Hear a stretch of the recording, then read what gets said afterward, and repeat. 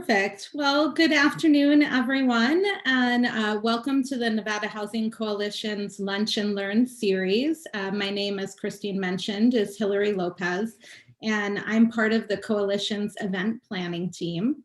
Our Lunch and Learns are held virtually for now on the fourth Wednesday of every month from 12 to 12:45, and hopefully over the course of the next few months, we'll be able to start doing these in person. Our topics will be timely and relevant. We have a small and fun planning team that is listening for future topics. So if you have an idea, please go ahead and submit it in the chat panel, or you could email Christine, who is going to put her information in the chat. As you know, the Nevada Housing Coalition is a statewide member-based nonprofit to advance affordable housing. It works through three strategic priorities, which are education, advocacy, and collaboration. The Lunch and Learn series are part of the education and collaboration work, and we are thankful for everyone's support. As many of you are aware, I work for Praxis Consulting Group, and we are a Reno-based development finance consulting firm that works with a variety of clients to assemble financing for the development of new and the preservation of existing affordable housing.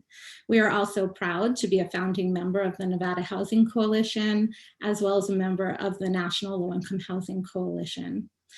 Today's conversation is really especially interesting to me.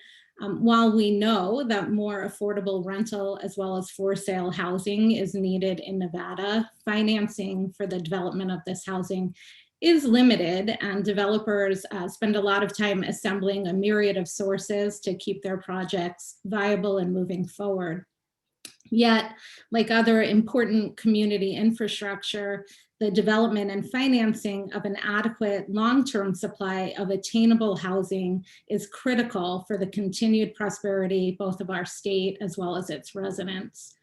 For this reason, I'm excited to learn alongside everyone on this webinar more about the State Infrastructure Bank as another potential tool for affordable housing investment, as well as about some important advocacy work being done by the National Low-Income Housing Coalition around the federal infrastructure bill and their House campaign. With that, I am very pleased to introduce our State Treasurer, Zach Conine. Treasurer Conine was elected in 2018, and his office has been at the forefront in assisting Nevada's families throughout this pandemic. Treasurer Conine has been a continued resource to the coalition, and we greatly appreciate his time in providing more information on Senate Bill 430. Well, thank you very much, Hillary. Good afternoon, everyone. I hope that you are, in fact, fueling, as we know, food is deeply important to advocacy work as well as just good old-fashioned living. So I'm here to talk a little bit about the State Infrastructure Bank and its expansion through SB 430, which is one of the governor's bills prioritized in his State of the State address back in January. And just to give everybody a little bit of history on the bank and then what the bill is seeking to expand, and then happy to take any questions on that or anything else. I apologize, it is legislative session, so I'll have to jet out of here relatively quickly, but wanted to make sure to take a time to tell you all about some of the work we're trying to do. So the State Infrastructure Bank was originally passed in 2017 by the legislature, and it had a very specific focus on transportation. Now, it was passed in advance of an infrastructure week that never came. We thought that the creation of the State Infrastructure Bank was going to be necessary in order to get access to those federal transportation funds. But as we know, like a lot of good state ideas, it got passed, never got funded, put on a shelf somewhere. In early 2019, my office started looking at the infrastructure bank as a way that we potentially leverage outside capital into the state of Nevada. We know that there's money sitting on the sidelines, union pension fund money, other investment companies. It's always looking for a relatively or low risk, I don't want to say risk-free because we try not to use that phrase in the Treasury, but a low risk investment that can help put people back to work. And so we started working on it in 2019. Then the pandemic hit, and an idea that was good, we think, and probably would have created a lot of jobs in Nevada went from being a good idea and one of a number we were working on to an absolute necessity. And so to that end, we helped the governor put together a bill called SB 430, which expands and modernizes the State Infrastructure Bank to make it what it needs to be in order to meet the infrastructure needs, which, as we all know, is expanded beyond roads and bridges, and also to make sure that it was funded. Our office has achieved the state's highest credit rating in the history of Nevada, matched the highest level, and that lets us borrow more money cheaply. And so we're going to be able to use that to generate an additional $100 million worth of bonding authority versus the amount that we were able to generate over the last biennium. $75 million of that we're going to use in order to fund seed funding into the state infrastructure bank. And the way that infrastructure banks work in general, just to kind of dissuade some knowledge, is it's not a granting system. This isn't a side door to the CIP where we'll pick some projects and pay for them. This is a way to lower the cost of projects through loaning money at a lower interest rate than what could be achieved in the private sector, right? So in the affordable housing space, it's another way to provide a tool, just like we do with the $600+ million of private activity bonds that the governor and I and the rest of the Board of Finance have approved for affordable housing construction. It helps to decrease the friction on the transaction and lower the cost. The other thing that Senate Bill 430 does is it expands the functionality of the bank away from just transportation. And it includes things like rural broadband and 5G connectivity, recycling and sustainability, renewable energy projects, transportation projects, and social infrastructure. Social infrastructure is a big, broad category, but includes things like schools, hospitals, and germane to this group, affordable housing. It also lets us do other projects that can be focused on economic development. So for instance, if you found that there was a major company that was willing to come here, create good, high-paying jobs, and the reason why they might not is because we don't have water connected that last quarter mile, or we don't have electricity going at the level to where they need it, where they want to go. That's the kind of thing the State Infrastructure Bank can work on in order to make those costs less. So I'll stop there, but the underlying goal of the Infrastructure Bank, more than anything else, is coordination and leverage. So from a coordination perspective, and I don't think this will be a surprise to anyone, there's a lot of folks in government trying to do a lot of different things, and sometimes we don't talk as much as we should. And we found during the last recession, ARA, the American Recovery and Reinvestment Act that follows, that we left money on the table because we had municipalities, cities, counties, the state, all trying to do the same type of project without coordinating those projects with each other. This is an opportunity to help by funneling federal monies through the bank. It's an opportunity for us to help make sure that coordination is in place, and also to make sure that we're using the right bucket of money for the right project, right? Because theoretically at the state level, we have a better chance of having a larger overview of everything that's out there, whether it's opportunity zones or new market tax credits or EB5 or 6 schema funding, or we have a better view of everything, or at least we're trying to have a better view of everything and can be prepared for it. And then number two is leverage, frankly. We're able to, at the Infrastructure Bank, take in capital from the federal government, taking capital from private investors in a way that, at least historically in Nevada, counties, cities, and the state hasn't done. So by bringing in that outside capital, hopefully we can get more projects done. So one of the questions almost always is, well, how do you pick which projects to do? That's a great question. So there'll be a board that will be initiated and brought together, including some governor's appointees at the time that the bill passes, right? So assuming it passes, then we start that process. That board will put together bylaws. One of the things in the bylaws will be a rubric for how projects get determined. And we're really looking for that rubric to be incredibly transparent, incredibly stakeholder driven, and to make sure that as we go through the process, folks understand why we're making the decisions we're making, as opposed to sort of being surprised by the decisions we're making. So we're going to look at things like how many jobs does a project create compared to how much cost is in that project, how quickly can it get spun up, what other systemic problems is it solving, right? Does it help us deal with some of our older assets in the state, specifically in the education sector, that maybe need some work to get to where they need to be from an ADA perspective? Does it solve an access issue that's been happening in one of our rural communities for a long time? Does it help to fix a broadband connectivity issue that we all know during the pandemic became much more acute, and something I think we're all a little bit perhaps more aware of than we would have been, say, 2 years ago today. So anyway, with that, I'll stop and take any questions anybody's got about the Infrastructure Bank. From a timeline perspective, if the bill passes, we'll get the board up and running as soon as humanly possible. We hope to be in the ground on the first couple of projects within the calendar year.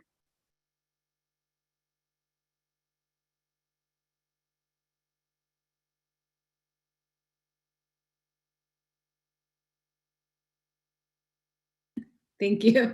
Thank you. That was a great overview and very exciting. A lot of good news there. Can you maybe just take a moment and expand on the board that you mentioned would oversee this and what sectors that would incorporate or other stakeholders and how that might look?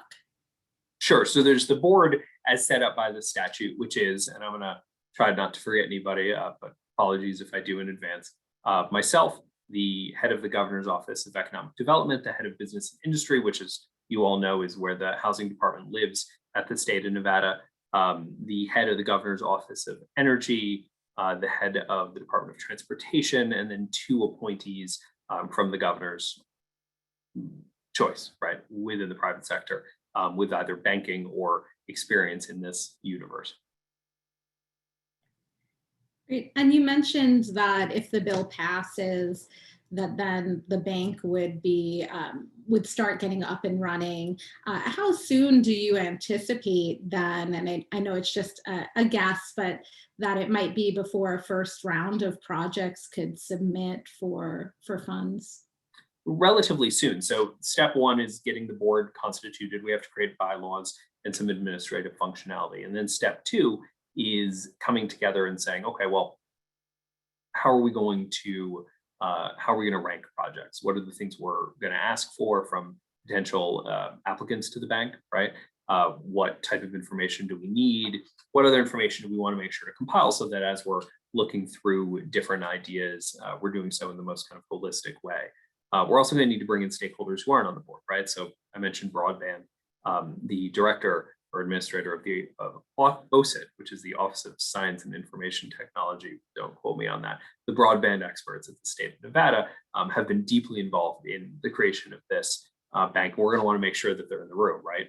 Steve and Michael from the Housing Authority here at the state level, we're going to want to make sure that they're in the room because they know more about affordable housing finance than anybody else, at least in the state. And so we want to make sure that we get stakeholders from all the different groups. And by working together, we can come up with a rubric that is the most effective way to value projects. And then we'll open it up for effectively a rolling submission of ideas. You know, it's a bank. So the goal is pick projects that have a dedicated funding stream that are likely to get paid back, that are likely to get paid back within a reasonable period of time so that you can then revolve those funds over time. And if stakeholders wanted to kind of follow as this bill is advancing or provide support, how would one do that? Well, we all like talking about jobs on Twitter, so I don't certainly recommend anybody who doesn't follow me, which is probably all of you, since none of you are my mother, to follow us on Twitter. It's just Z Conine. We're talking about it a lot there, but in general, it's like any other bill within the legislature. It's SB 430. Keep an eye on it. We've passed it through the Senate. It's sitting in Assembly Ways and Means right now. We've had a hearing for it in Assembly Ways and Means. So our next step is to get work sessioned there theoretically and back to a full Assembly vote. It's had bipartisan support for the most part to date. So we're hopeful to stay that way. Great. And then there is one question that's come in the chat. It's a slightly different topic, but just before we let you go, is it possible to provide just a quick update on AB 486 and how that may help Nevadans as the eviction moratorium expires? Sure. So AB 486 is the legislative pillar of the three-pillar eviction prevention and landlord support discussion that the governor started happening when he extended the moratorium for the last time. So in that's those three pillars. One pillar was the governor extending the moratorium for the last time. The second pillar was the judicial branch, as well as stakeholders like LACSN, as well as the folks putting out rental assistance money, both at the state level and especially in the Clark County Rural Housing Authority and Reno Housing Authority, all of whom have been excellent partners in dealing with what I think we can safely call an unprecedented crisis. So they worked to speed up the process. And the third piece was going to be some level of legislation like AB 486 that would help create a glide path. So to make sure that, you know, the state has approximately, when I say the state, I mean within the state, about $360 million, give or take, of unspent rental assistance dollars. Now, as you all know, as housing experts, it is not as simple as finding $386 million, $364 million of need and handing it out, right? There's a lot of paperwork involved, rules, and different tranches of money actually have different roles in and among themselves. And so one of the goals of 486 is to make sure that landlords and tenants have to go through that rental assistance process on the way to being evicted, especially for eviction of non-payment of rent, right? So we want to make sure that the state doesn't just through a process standpoint not get that money in the hands of small landlords. It also creates a small pilot program, and I say small because we're going to make it bigger if it needs to be bigger, but we honestly don't have great data yet, for landlords whose tenants are being non-responsive or who fall into a donut hole of funding. So in the second round, ERA 1, which came through the December consolidated bill, the state received about $208 million worth of rental assistance, but that rental assistance can only go to families who are in the month of rental assistance that they're asking for. In other words, in March, if you're applying for March rent, your average median income, your monthly income has to be less than 80% of the average median income for your area. So there's a fair amount of paperwork to make sure that somebody is in compliance with that and eligible for the program. But there's also people who are, for whatever reason, that don't fall in, right? Maybe they're at 85%, maybe they're at 150%, but they still lost their job. They're just in sort of a weird income structure, right? So we need to figure out how big that donut hole is so we can figure out what other less restrictive funds could be applied towards solving the problem. That's one of the things 486 lets us do. Great. Thank you so much for your time. It is very much appreciated. I think that this has been extremely helpful information, and we look forward to seeing these bills continue to move forward to passing.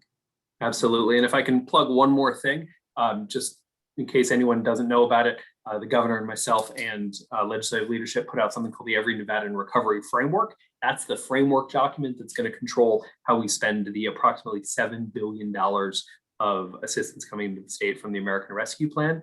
You can Google it, but it's at the NV Health Response page, Every Nevadan Recovery Framework. The reason I mention it is it's a relatively short document, but on the last page, there's a place for stakeholders, residents of Nevada, to express ways that they think we should spend the money, right? Problems that they see in the community and problems that they want to solve. I think it's a great idea for, and thank you, Christine, for putting it in the chat. I think that's a great place for innovative, affordable housing ideas to come in. We've gotten a few dozen so far. We've got hundreds of submissions from around the state. And so I encourage any advocates or experts in the space, if they're like, gosh, here's a problem that we have, and I don't think anyone else is thinking about it, tell your government, we need ideas. So with that, thank you so much for having me. Thank you.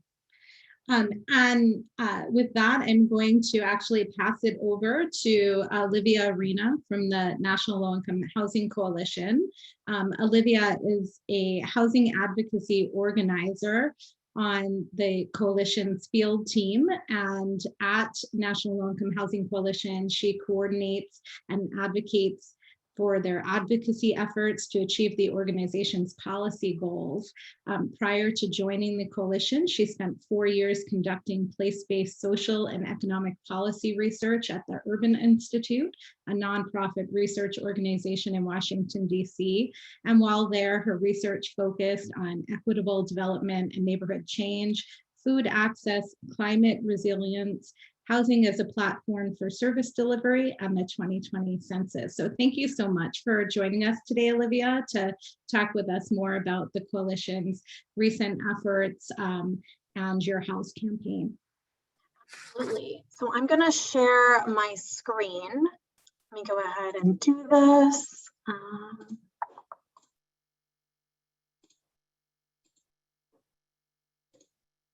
There we go. I think everyone should be able to see my campaign slides now, but let me know in the chat if you cannot. I'm really excited to be here today. Like Hillary mentioned, my name is Olivia Arena, and I'm a housing advocacy organizer at the National Low Income Housing Coalition based in Washington, D.C.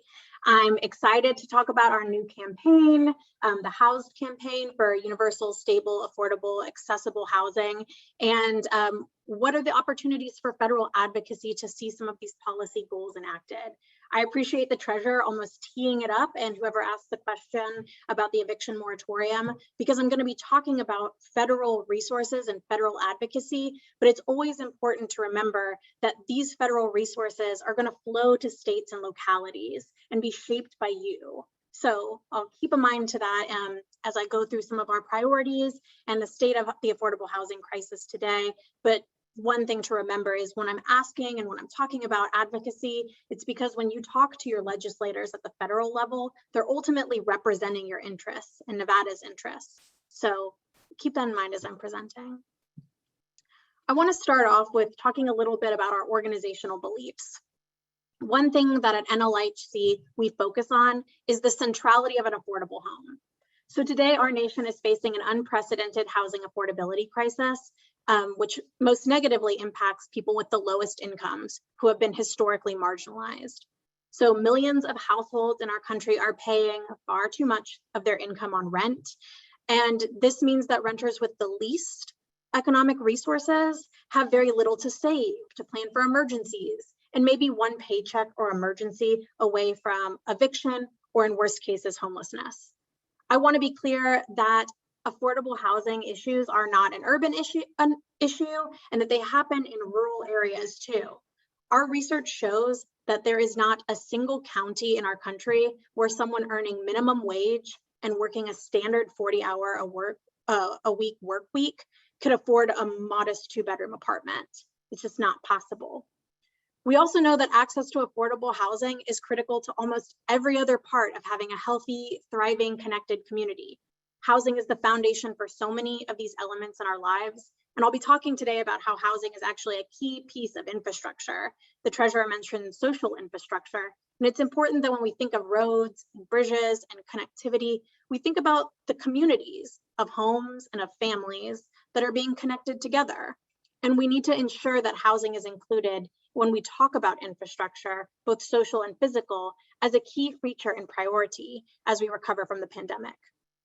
We also know that ensuring housing assistance will have broad positive impacts on racial equity, economic mobility, and reducing poverty. So it's essential to healthcare, education, and food access as well.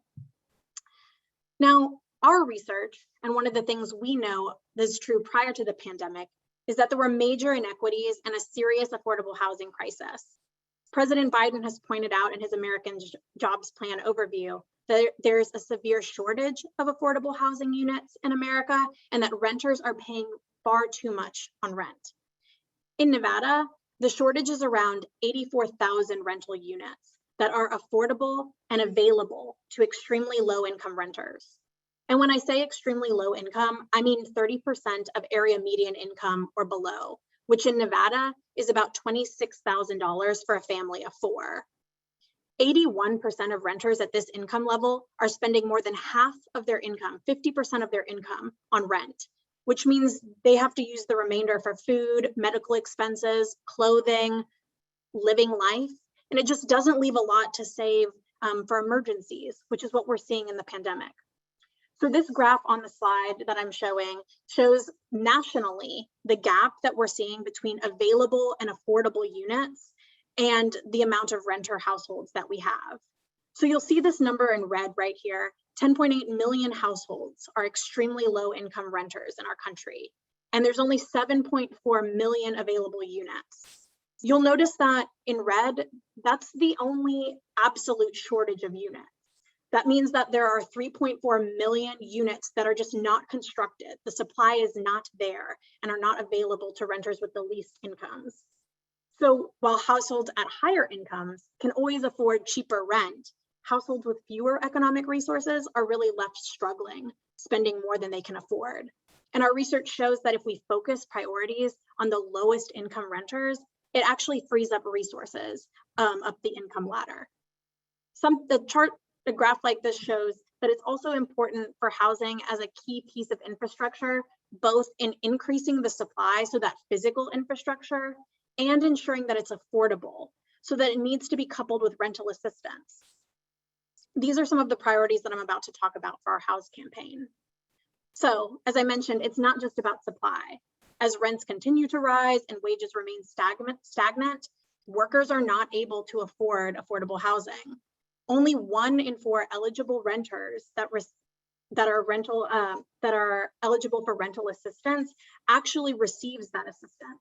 So it's different than something like SNAP, where because you're eligible, you receive it. That's not the case with rental assistance. So we need to expand rental assistance to people who are income eligible.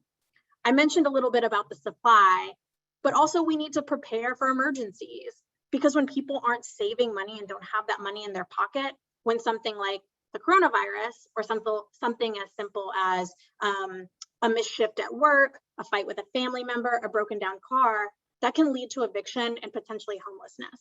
So there needs to be emergency rental solutions and assistance. And finally, renter protections are important. These are the 4 pieces of our NLIHC Housed campaign. And we're building and launching this now because we've seen increased attention on housing throughout the pandemic. And we also believe that now is the political moment to make large-scale sustained investments in affordable housing. We need to create resources at the federal level that then can be spent at the state and local level.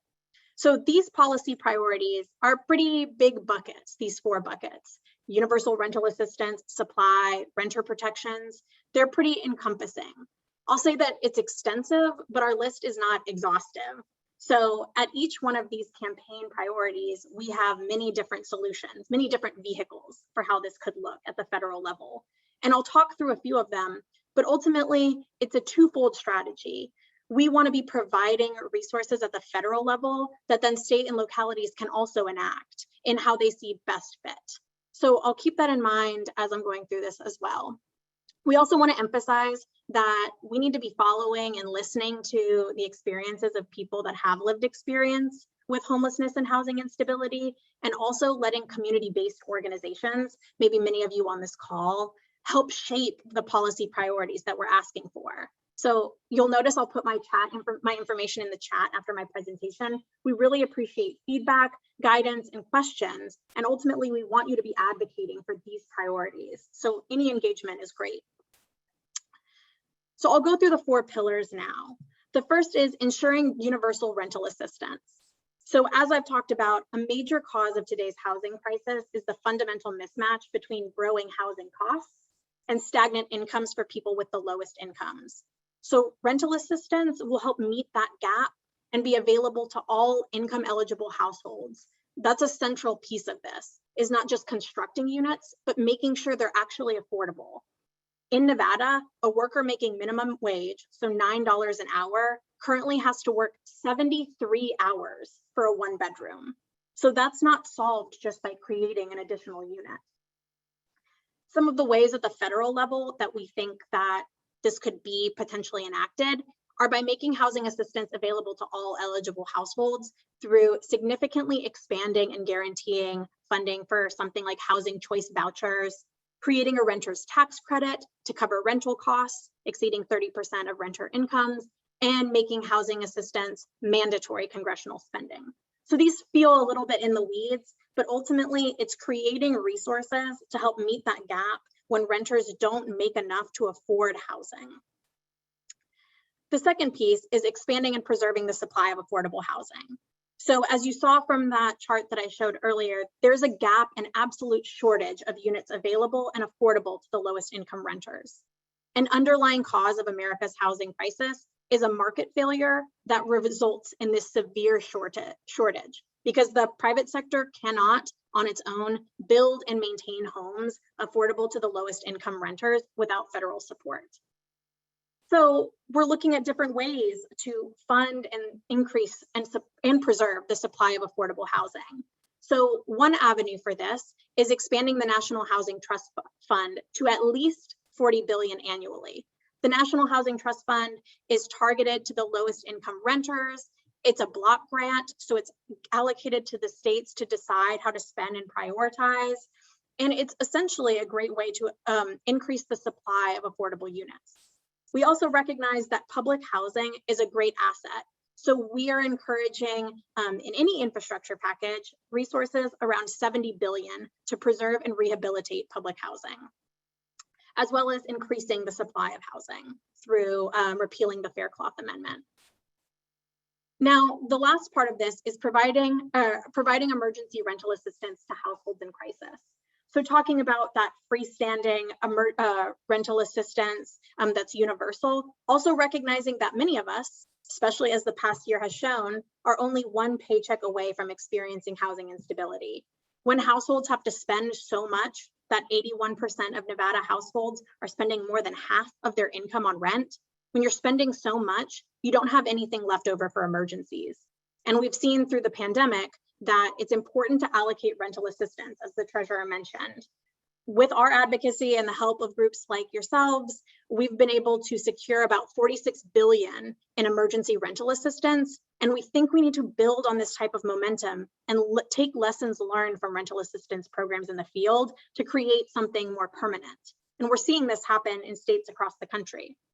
One other example is to enact the Eviction Crisis Act, which would create a national housing stabilization fund to provide short-term emergency assistance to households facing eviction. So the final piece of this is strengthening and enforcing renter protections. So affordable, stable, and accessible housing and robust housing choice are the foundation for just and equitable communities, but we need to take into account the protections that renters need. So for example, I talked about vouchers, having housing choice vouchers to meet that need. It's a multi-pronged strategy. So each one of these pillars needs to work together. You can have an increase of vouchers, but if there's not enough supply of units, there's nowhere to use the vouchers. And if landlords can discriminate against voucher holders, then that family might not even be able to use that resource. So it's important that we enact vital renter protections to ensure that the federal housing resources that we're allocating are able to be used to support renters, especially renters who are the most marginalized and have the least resources. So here are some of the renter protections that we think need to be enacted at across the country. And we've already seen some of these be enacted at state and local levels. So this is another example of something where it's a federal provision, so establish and funding a national right to counsel where any renter can have legal representation, but already some states and localities have enacted these provisions on their own. So the final piece of this is like, how do we get to work? When do we start doing this? The president had released the American Jobs Plan, which is a $2.2 trillion infrastructure and recovery package recently, back in March. It included really high level priorities at that point, but emphasized around $213 billion in housing investments. Well, today, so this is like right off the press, the White House released its full plan for a surge in new housing spending as part of the American Jobs Plan. So the proposal would invest not that 213, but actually 318 billion in housing investments, which includes 45 billion in the Housing Trust Fund, that resource I said that would help to increase the supply of affordable housing units. The plan also includes an investment in repairing public housing stock. Some of the other things that were released in the package include $2 billion for new project-based vouchers, $35 billion for the Home Investment Partnership Program, $55 billion for the Low-Income Housing Tax Credit, $3 billion to fund lead-based paint testing and abatement, $2 billion to meet the needs of tribal communities, and $2 billion for HUD's Section 202 program to increase the supply of affordable housing and supportive services for seniors. So right now, the details and timing of a package are all in progress.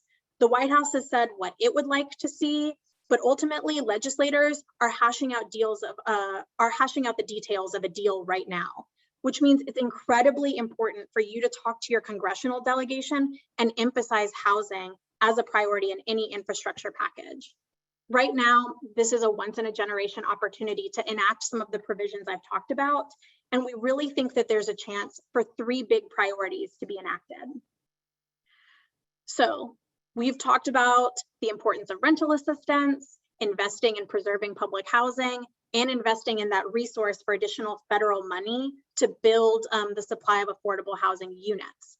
These are our three priorities that we believe must be included in an infrastructure package to ensure that stable, affordable housing is universally available to those most in need. So that's expanding rental assistance to every eligible household. It's investing $70 billion to preserve and repair public housing, and it's providing at least $40 billion to build new homes through the National Housing Trust Fund.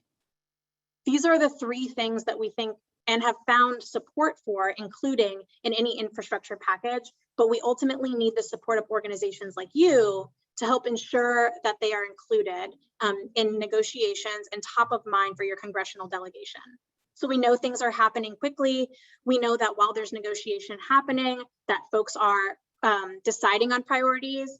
I just want to emphasize that you matter to your elected officials because you have on the ground experience, you're living in their state, and ultimately you're their boss.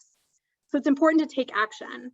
We have 3 different actions that are currently happening. You can sign your organization onto a letter supporting increased funding in the budget that is set to come out. You can also sign our Housed campaign national letter calling on Congress to enact these 3 key priorities in an infrastructure package. And also as an individual, if you're bound by your organization, you can contact your senators and representatives and urge them to talk to include housing. Talk about what you're seeing on the ground and how affordable housing in Nevada is key to so many other sectors. Talk about how hard it is to find a rental property, how expensive housing is, how wages haven't kept up. These are all different ways where you can make your voice matter to your congressional delegation and ultimately ensure that housing is included in an infrastructure package. If you have any questions or feedback, I know that was a lot of content. It's a really comprehensive housing campaign, but feel free to reach out to me. If you have any questions, feedback, or concerns. I'm on the field team, so my whole job is to listen to advocates, share their lived experience and what they're seeing on the ground. Thank you.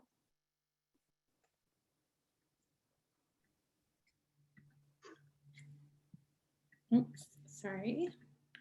Thank you so much, Olivia. That was really great information. I am having some technical difficulties, so I apologize, but that was really great information. And I just want to kind of echo what you were saying about some of the funding. Many of the participants on this webinar know, but for those who don't or are less aware, the funds that you were talking about in terms of home funds, National Housing Trust funds, those are some of the main sources that we're using when we put together affordable housing projects to help finance those projects. So it's great to see that there may be a bump in some of those funding sources. We haven't received those types of bumps in funding in a very long time. And just in terms of the housing choice vouchers, I think everyone's aware that all of our housing authorities in the state have very long wait lists, years-long wait lists in some cases for families to access those vouchers. And so the ability to get new vouchers and assist more Nevada families is just great. So thank you very much. In consideration of time, if everyone could put their questions for Olivia in the chat, then we could start answering those while Christine provides an update on the Housing Coalition's partnership with the National Low Income Housing Coalition on the House campaign and the anticipated activities of the coalition to support the campaign. Thank you. Thanks, Hillary, and thanks, Olivia and the treasurer. It's really, first, just recognizing the crisis we're in because of the pandemic and the affordable housing crisis that has preceded the pandemic, right? Nevada has had an extreme shortage for years. And so what's the opportunity coming out of the pandemic for affordable housing is really transformative.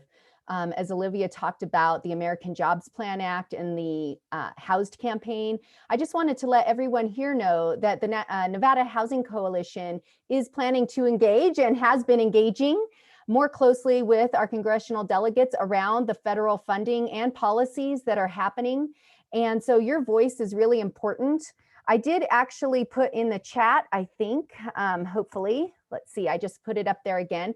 But what I would ask you all to consider, as you heard the campaign that Olivia talked about, the Housed campaign, the Nevada Housing Coalition is a very active partner in this campaign, and we hope that you'll sign on to this letter that supports the Housed campaign. In Nevada, I haven't yet made this ask because I wouldn't want to ask you to sign on to something you didn't understand or know the details of, but just want to give a shout out to HopeLink. They also are an organization from Nevada that has signed on to this, but the work that you heard Olivia talk about at the federal level is critical. And here in Nevada, we need these resources to come to the table to make a difference. And I really love the State Infrastructure Bank and the vision of our Nevada leadership right now in terms of providing an extra tool.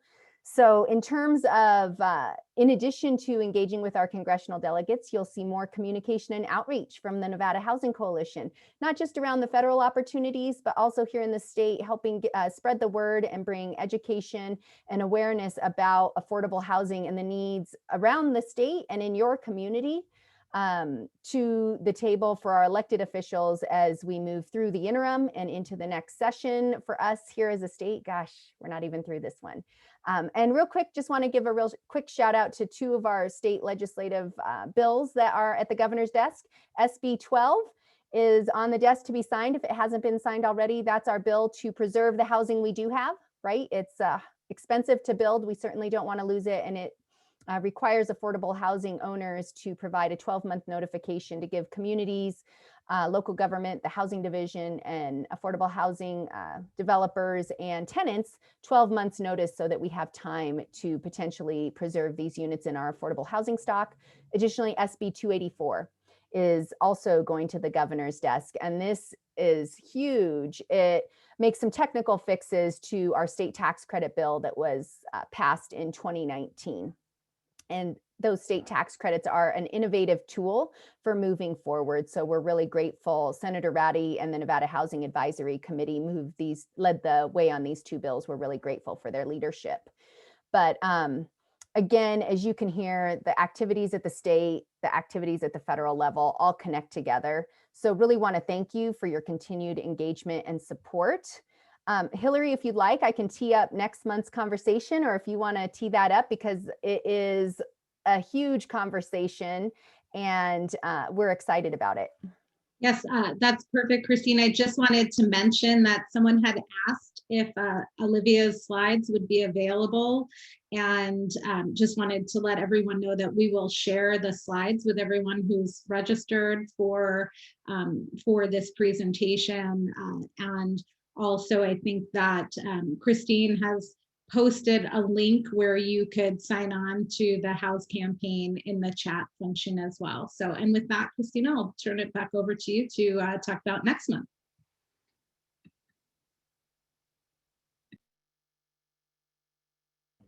Sorry, my mouse wasn't working for me.